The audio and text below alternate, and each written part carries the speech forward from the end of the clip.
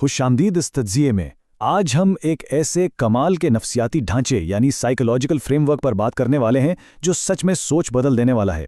हम देखेंगे कि किस तरह हमारे अंदर के बुनियादी अकायद हमारी असली सलाहियतों को बाहर निकालते हैं और हमारी जिंदगियों को शक्ल देते हैं। तो चलिए बिना किसी देर के सीधा शुरू करते हैं। आज के इस तज्जिये में हम 6 अहम पहलुओं को कवर करेंगे। 2 ज़हनियतों के अंदर क्या है, सलाहियत की असली हकीकत क्या है, खेलों में चैंपियंस की सोच, लीडरशिप और बिजनेस की दुनिया, किसी की सही तारीफ करने की ताकत और आखिर में एक ग्रोथ माइंडसेट को खुद में पैदा करने का अमली तरीका। स्टैनफोर्ड यूनिवर्सिटी की मशहूर रिसर्चर डॉक्टर कैरल ड्वेक ने अपनी जिंदगी की दहाइयां इस तहकीक में गुजार दी और उन्होंने एक हैरानकुन बात साबित की। उनका मानना है कि हमारी कामयाबी का ज्यादातर इन्हिसार दरअसल सिर्फ एक छोटी सी बुनियादी सोच पर होता है। जी हां, सिर्फ एक सोच। तो सबसे पहले आते हैं हिस्सा 1 की तरफ, 2 ज़हनियातों के अंदर। चलिए उन बुनियादी तारीफों को समझते हैं जो इन 2 बिल्कुल अलग नफ्सियाती दुनियाओं को कायम करती हैं। अच्छा, फिक्स्ड माइंडसेट यानी एक मखसूस ज़हनियत का क्या मतलब है? ये वो अकीदा है जहां इंसान को लगता है कि उसकी खूबियां और टैलेंट तो बस पत्थर पर लकीर हैं, जो मिल गया सो मिल गया।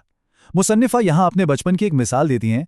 उनकी 6ठी जमात की उस्ताद मिसेस विल्सन ने क्लास के बच्चों को बाकायदा उनके IQ स्कोर्स के हिसाब से बिठाया था। अब जरा सोचिए, इस एक कदम ने क्लास में कितना सख्त दबाव पैदा कर दिया होगा। बच्चों का वाहिद मकसद बस किसी न किसी तरह दूसरों की नजरों में ज़हीन नजर आना बन गया था। लेकिन इसके बिल्कुल बरक्स होती है ग्रोथ माइंडसेट यानी एक तरक्की पसंद जहनियत। ये माइंडसेट मानता है कि इंसान को जो फितरी खूबियां मिली है ना, वो मंजिल नहीं बल्कि सिर्फ एक आगाज हैं। असल तरक्की और सीखने का अमल तो बिल्कुल लामहदूद है। अगर मेहनत की जाए, लगन हो और नए तजर्बात किए जाएं, तो इंसान अपनी काबिलियत को कहीं से कहीं पहुंचा सकता है। आप जरा गौर करें कि ये दोनों माइंडसेट्स नाकामी और मेहनत को किस अलग अलग तरह से देखते हैं।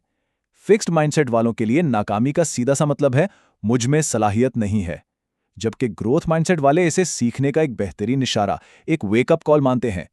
और मेहनत, फिक्स्ड माइंडसेट वालों को लगता है कि अगर मेहनत करनी पड़ रही है तो इसका मतलब है मैं नाअहल हूं, जबकि ग्रोथ माइंडसेट वाले अच्छी तरह जानते हैं कि मेहनत ही तो महारत और कामयाबी हासिल करने का असल इंजन है।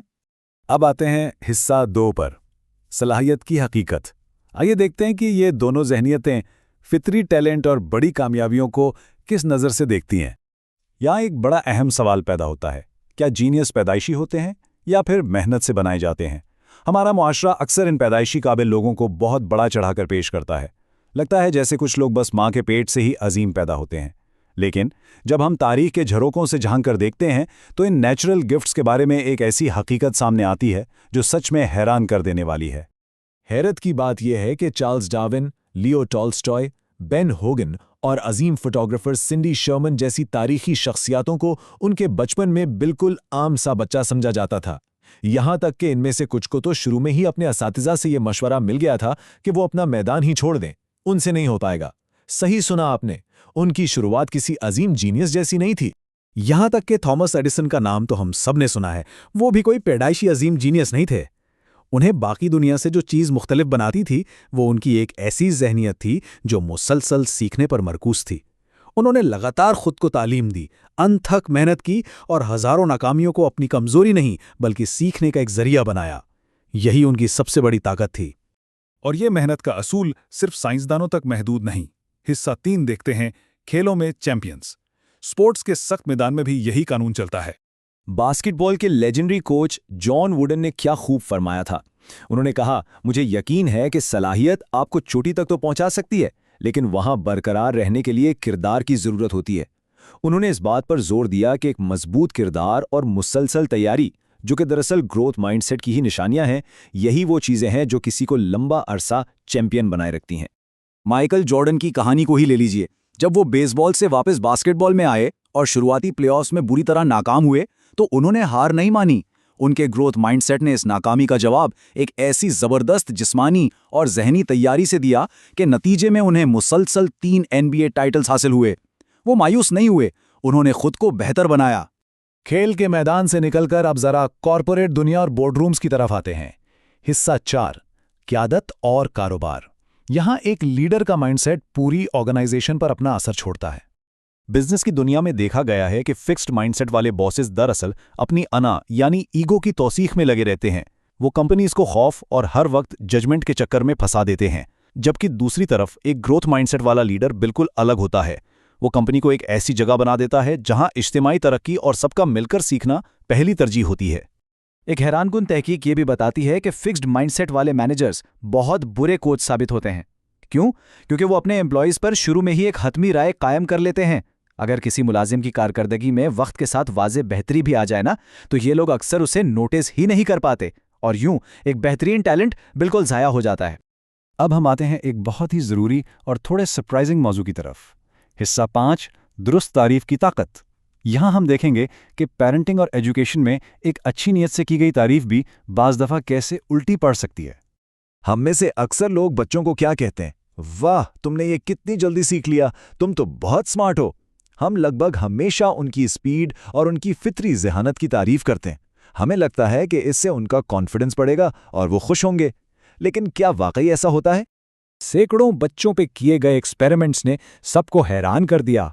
जब हम सिर्फ इंटेलिजेंस की तारीफ करते हैं ना, तो बच्चे दरअसल ये सुनते हैं कि अगर मैं कोई नया काम जल्दी नहीं सीख पाया तो इसका मतलब मैं स्मार्ट नहीं हूं।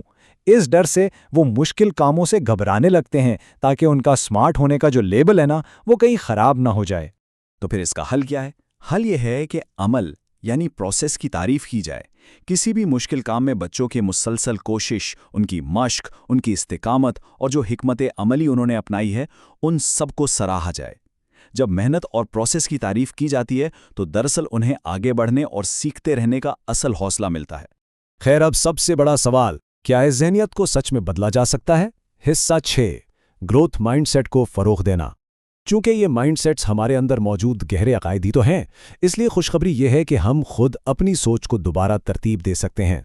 इस माइंडसेट को तब्दील करने का एक प्रॉपर अमली तरीका है जिसमें 4 मरहले आते हैं। पहला, किसी भी मुश्किल या डिलेमा को पहचानें। दूसरा, अपने अंदर आने वाले उस फिक्स्ड माइंडसेट वाले तल्ख रद्द अमल को फौरन पकड़ लें। तीसरा, गलतियों से सीखते हुए एक पॉजिटिव ग्रोथ माइंडसेट वाला कदम उठाएं। और चौथा, दूसरों के साथ मिलजुल कर इस प्रोसेस को सीखने का एक नया जरिया बनाएं। और हाँ, ये फ्रेमवर्क तो हमारी ज़ाती और जज्बाती ज़िंदगियों में भी बड़ा कारगर साबित होता है। इस किताब में एक शख्स ने अपने ब्रेकअप को बयान करते हुए कहा, एक दिन मैंने बस इतना कहा, उसे भी खुशकिस्मती मिले और मुझे भी। यानी बदला लेने की कोई ख्वाहिश नहीं, सिर्फ अपने तजुर्बे को समझना, माफ़ करना और अपनी आगे की तरक्की पर ध्यान देना। ये है असली ग्रोथ माइंडसेट। तो जैसा कि हमारा ये तज्ज़िया अपने इख्तिताम की तरफ जा रहा है, आज हम सबको एक बहुत ही अहम सवाल पर गौर करना चाहिए। क्या इन रोज़मर्रा की रुकावटों और नाकामियों को अपनी काबिलियत पर एक हतमी मोहर या परमानेंट कमी समझा जाए, या फिर इन्हें अपनी सलाहियतों को मज़ीद निखारने और आगे बढ़ने का एक सुनहरी मौका माना जाए? चॉइस हमारी है, और सच पूछिए तो यही एक चॉइस हमारे आने वाले कल का फैसला करती है।